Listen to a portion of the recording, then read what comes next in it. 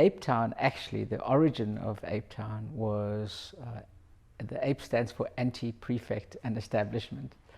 And it was quite funny that at school, obviously that was the height of apartheid, and I was quite fortunate to be able to go to the school that I did, and I should have been very grateful. And now with hindsight, being older, I was. At such a young age, I didn't know what was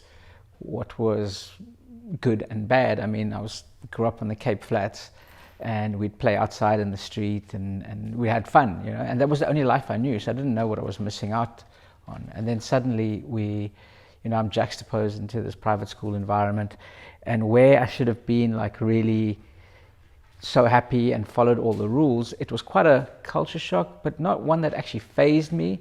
What did irritate me was when people said you have to do what we say, and the answer was, and if you even asked why, which you weren't allowed to do, it was because I'm telling you to, or because things have always been done that way. And at school, it was quite interesting. I just couldn't do that. And that's the first time, and it wasn't out of trying to be rebellious or anything. I just needed to understand. So the only thing that was interesting to me at school, I think, were the bigger questions around, I thought it was religion. And strangely enough, I was born a Hindu. That's a whole different story, but grew up in a Muslim community, ended up going to this Christian school.